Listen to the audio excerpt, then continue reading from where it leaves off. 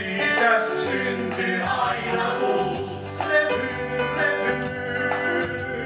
Pullaksi. No, siitähän meillä ei ole tarkkoja säädöksiä, mutta tämähän on pitkä prosessi. Ja se tietää mahtavat kokouspalkkiot vuosiksi.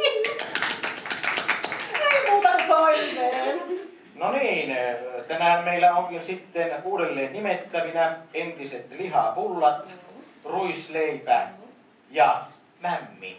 Mikä tässä on periaate? Voi ei tässä taida olla mitään periaatetta. Meidän mutsi ja faija, ne on ihan käpyjä.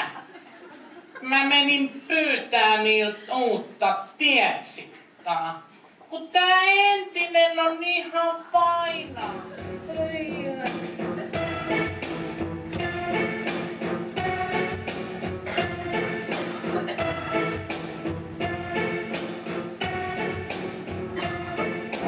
Antelepa ite noita Amerikan hommia, itenne yhää, itelleen pommia. Pussi on ihan pimpeli pompeli.